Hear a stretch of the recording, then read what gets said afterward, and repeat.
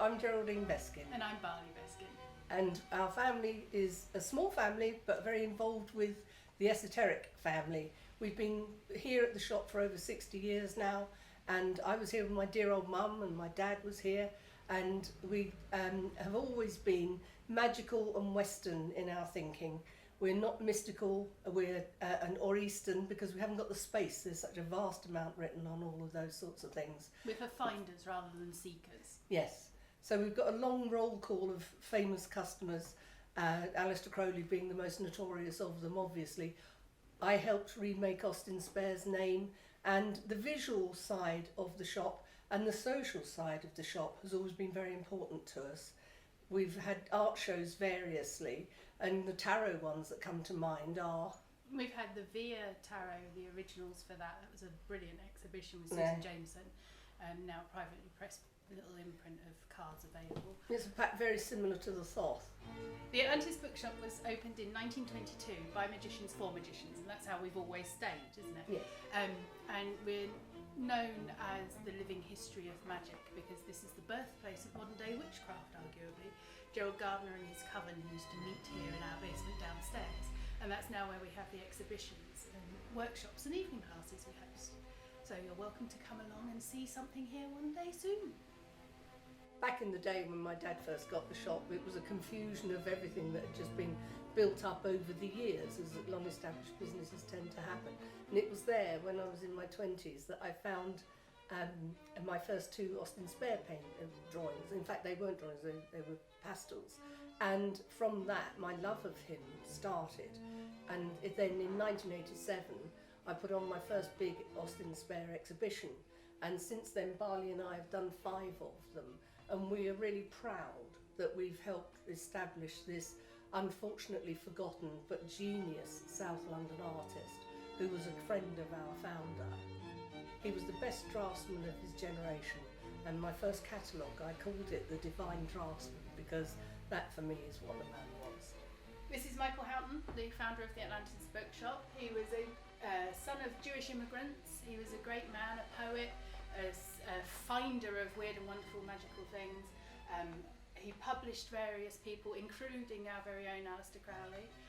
He knew Gerald Gardner very well. He was involved with all sorts of wonderful esoteric and occult organisations, some of which met in our basement, you know. This is my grandfather. He came in one day, met Michael for the first time, and they got on very well. Michael famously said to him, "Take a good look round, young man, one day all this will be yours." My grandfather thought, "Okay, mate," or the equivalent, and was polite about it, but, you know, let's see what happens. And so they became great friends over the years. And when Michael died, my grandparents happily took on the Atlantis Bookshop. And the rest, as they say, is history. Aleister Crowley is our most global customer in some ways, and when he and Michael Houghton were friends, the world was a very, very different place. He hadn't achieved such a wide notoriety, obviously, and he was down on his uppers for a lot of his life, really, but his commitment to magic and to the esoteric world never ever left. And we are very proud that we published 777, and I enjoy reading books for authors and doing puff pieces for them because there's so much really good work coming out about him. Crowley is important in many ways, and one of the things that kept his name alive for the last long time is the Thoth Tarot pack.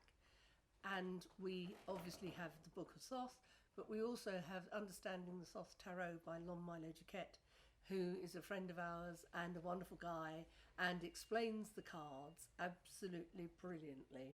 I've spent forever working on a biography of Aleister Crowley and Lady Freda Harris, who did the work on the card, who was the artist for the cards.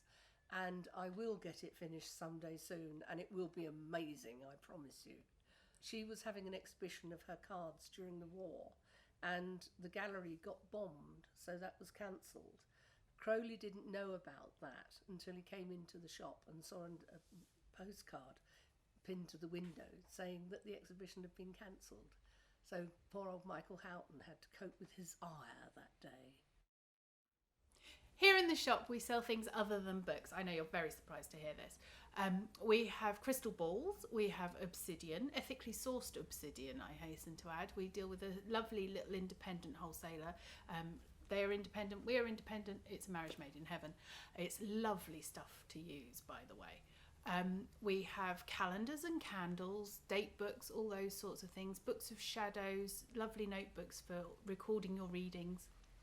We have tarot boxes and tarot bags. The boxes are lovely. They're handmade and hand carved, and so each one is unique, just like you and your readings. They wear in beautifully over time and become treasures in and of themselves. We have over 150 tarot decks in stock currently, and there's more on their way, I know that for a fact. Over 60 odd oracle decks as well. So there really is something for everybody here. Here we are in the tarot section again, and the highlights of the conference this year are very much dominated by John Matthews, Caitlin Matthews and Andrea Astarte, because they have a rash of things coming out right now. There's a reissue of the fabulous Da Vinci pack that Caitlin did a few years ago, which is just superb. Basically, it's been remastered so it looks better. There used to be a patchiness between the light and shadow, lightness and darkness of the cards, and that interrupted things. But they are, because it's Da Vinci, they're exquisite. They're subtle, they're muted, they're really a pack to muse on, and to get the feel of going deep in a way with a reading. The other one is the Byzantine, wherever we put that. Scylla Conway, who actually was the artist for these, read here for a number of years until she upped and moved to Italy. So again, but John and Caitlin have got such a depth of knowledge about whatever they write about, that what they say is reliable as for readings and for history and for interpretation. And then the big one, in a way, is the Tarot of Light and Shadow. Shadow work is very popular now, and reversals have often worried people, really, but we're grown-ups, and we do accept that life has not just been sprinkled with fairy dust, that dark things do happen, unfortunate things happen, but they don't have to be that major. And it depends on the card, where it is in the reading and so on, how much it actually matters. What I like about these is that the shadow cards are very obviously shadow cards. Now, lit by the light of the moon, which yes, is very fitting for next year's conference. yes. But they're very charming. They're not immediately the same as the light version of the cards here. No. It's not just the same image duplicated. They're really kind of sweet. They kind of grow on you. There's an intricacy about them. And the way I was taught with cards was you put them on the table, you shuffled them, you put them on the table, you made a big puddle of them as if you were a kid again, you're trying to find pairs, and then you put it back together, and that chance gives you reversals, it gives you the full uninterrupted flow of what the universe wants to say to you. And then of course when you finished your reading, you put your cards back in order and put them away, because you don't want that reading bleeding through into your next readings, because a lot of us aren't nearly as good at shuffling as we think we are. So with these, you don't have to do that. You can shuffle, you can mix them together if you want to, you can do however you like, but they're all, because the shadow works as a reversal, they're always upright. And that's nice. You don't get the visual block that you get. They're not jarring, they're very complementary. Yeah. You don't suddenly have an upside down card. No. You get the point of the reading much more. So I really think that they've done obviously I think they've done a good thing here. We will be having they're specially designed book plates for us, yes, that will be signed by the artists and contributors to the decks we've just mentioned, and so they'll be exclusive from us. So any orders placed for the Tarot Conference, you get your signed book plates too. We'll be having more book plates from more of our authors and illustrators for the tarot decks as well. You know, since lockdown, it's a nice little extra treat. We've often done it, but we'll be plussing up on it for you. That also brings me to you out there, you wonderful artists, creators, fabulous people. Tell us what decks you're creating. What artwork are you bringing forward? We'd love to see it. We'd love to be a part of it. And you can have it on the shelves here at Atlantis. Maybe we can have an exhibition of your originals. There's so much new and exciting stuff that we want to be a part of it with you. So please do drop us a line. We'd love to see what you're doing. Yes, absolutely. And let's keep this fresh. You know, 150 is going to build up quite shortly to be about 200 by the end of the winter. The oracle decks are always growing, but we like it fresh. They don't have to be fantastically well produced. They can be done in small numbers, but they're the exciting packs in lots of ways. They're not just produced by the many thousands and just churned out. When people put their soul into things, it makes such a difference to people's experience of the cards. So you're very welcome, and we're very excited to hear from you. Bali mentioning the exhibitions we've had here of tarot has taken me to this one, which is the lovely Taschen book on the tarot that's just out. Enough to make anybody drool, it must be said. And the first exhibition we had was by Susan Jameson with her Via tarot, which is very, very similar to the Thoth deck. And again, the artistry that went into that was really, really quite extreme.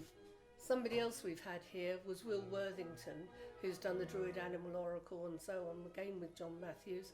Wonderful, lickably gorgeous. I cannot tell you, everybody must have one of Will's packs in their lives, if whichever one it happens to be. As many of you know, I've been working on a book about Aleister Crowley and Frieda Harris and the development of the Thoth deck for a number of years now. I keep finding wonderful things, but I'm going to finish it in the next 6 months. So wait for it, it's going to be amazing, if I say so myself. Over the last 10 years, Pamela Coleman-Smith has been rediscovered as a person, as an artist, and as a sensitive. And somebody who scooped her up once she was orphaned was Dame Ellen Terry, who was the Judi Dench of the time, who was a fabulous actress, a very kind-hearted woman, and I could go on about her for a long time. I promise here and now that I will get my talk about Pamela Coleman-Smith filmed and ready for you all to enjoy during the next several months as well. And one of the little things, it's a tiny piece of tarot history, but one of the things I did was the Fool in the weight pack. The Pamela Coleman-Smith pack has a little white dog with a sticky up ears usually and a big fluffy tail, and here we have the original dog in the arms of his great mistress Ellen Terry. So it's a small contribution to tarot history, but I'm pleased that I found it. Kim, you're an absolute star. We hope you're all enjoying the conference. There's so much more wonderful stuff to come, and we look forward to seeing you next year. Cheers. Cheers.